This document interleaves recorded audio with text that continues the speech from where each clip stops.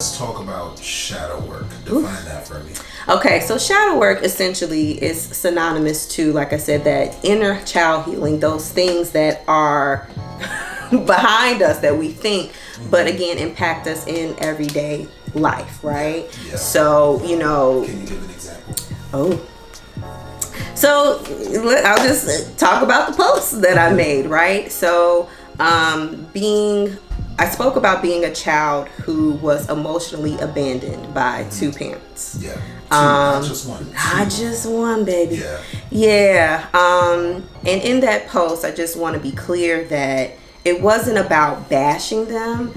It was just one, honoring my truth, right? Discovery of. Yeah. Because, everybody got their spin. And I've been, in conversations with family members and stuff like that. Everybody has their spin on how I grew up and memories that went down. And I'm like, I don't remember that. I know that didn't happen. So anyways, like I said, just being in that space of emotional abandonment caused a number of things for me, right? In terms of self-esteem issues, not valuing myself, wanting to have a connectedness, but not having that reciprocity, from your parents. And that's a huge struggle, because they're our first examples of what relationships look like, what love looks like. They teach us everything. How we approach the world. How we see safety, in the world, right? So anyways, like I said, that post wasn't necessarily a bash to them. Like I said, it was honoring my truth, because a lot of times in our families, and I'm waiting for those conversations to come up, like, well, why you put that on social media? But that's our problem. We don't want to talk about those things. You know what I mean? We all know what happened, but we want to continue to move on, like, shit's sweet. But anyway, so like I said, it wasn't about demeaning them, but it was about honoring my truth. But also in my adulthood, I've been having more conversations with my parents and just understanding their history. And I talk a lot about just generational trauma, right?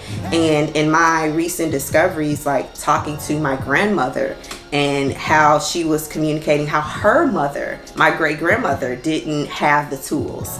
And, my grandmother recently shared with me, she was like, I don't know how I parented because I didn't know what I was doing. We find that quite a bit. Right. That's heavy. So going back to my parents, just having more compassion for them, to be like, dang, you was like 22, 23 with one kid or 4 children. And we think back to when we were that age, like, what was we really doing? What did we really know? For us, we were cool. We got to go to college. We got to. Yes, right. So, but anywho, it's just the whole inner child healing piece has just been, it's been heavy for me. And so recently and this is always a goal of mine, but I've been more intentional about seeking therapy, because I'm like, the healer needs some healing. Yes. Okay. Yes. So how do you pour into yourself? Are there people around you who pour into you? Yes. I am grateful to have so many friends from different walks of life, and I know that that's not everybody's experience, to have that support. But I have childhood church friends. I have women that I've met in my 20s, at least like 8 or 9 of them. Family, all types of folks, old colleagues, and so many people that pour into me at different stages, different moments, whether it's a, hey, UJ, I see you out here doing your thing, I love to see it, or having those conversations, more in depth, checking in on me. So that's so interesting, where I felt like I lacked so much love from my parents, I received it in abundance outside of that space. So, like I said, I'm grateful. Would you say you built that for yourself? Yeah, I would say both. You know what I mean? I've been a recipient and also a participant in, building and maintaining these relationships. Tell me Yeah, because everybody got a role in a relationship. You know what I mean? So, like I said, there may have been times where I may not have been the best friend on the planet.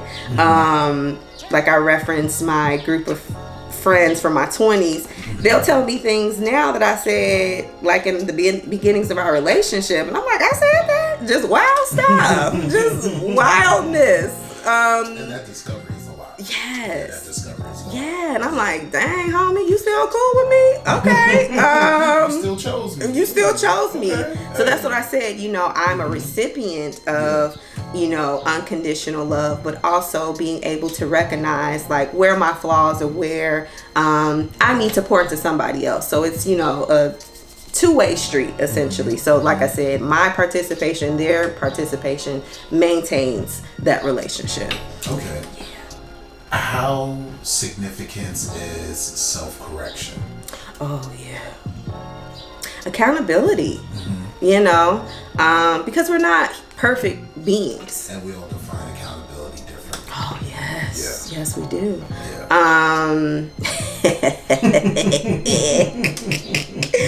Yes we do.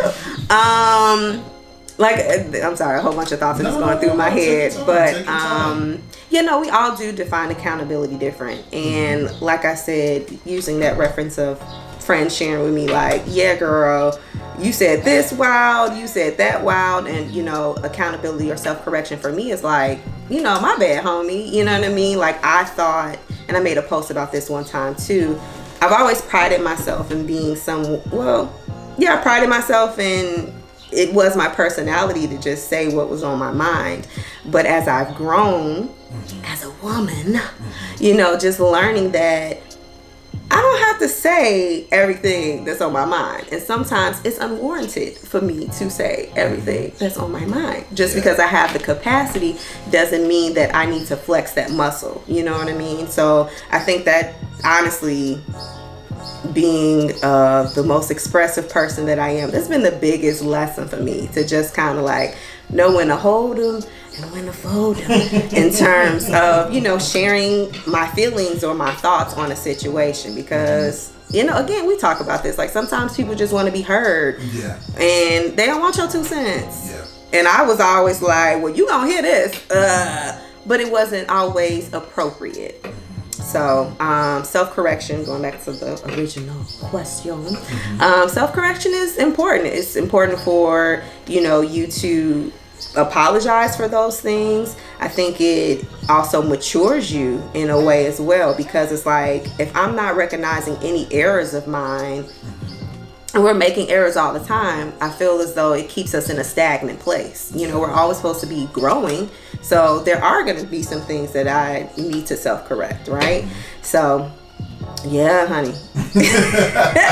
It's a journey. It's a journey. Because we don't always get it right. Yeah, we're not supposed to get it right. Right. And I think that's okay. And you may have, and that's the part too I'm thinking, like you may have like the best intentions, and that's the part too that I think is human beings, we can be more better at in stating our intentions, and if they're unclear, if we're again on the recipient end, asking the person what their intentions are, because sometimes we misinterpret so much. Language and thought processes too, because we personalize. Yeah, we do.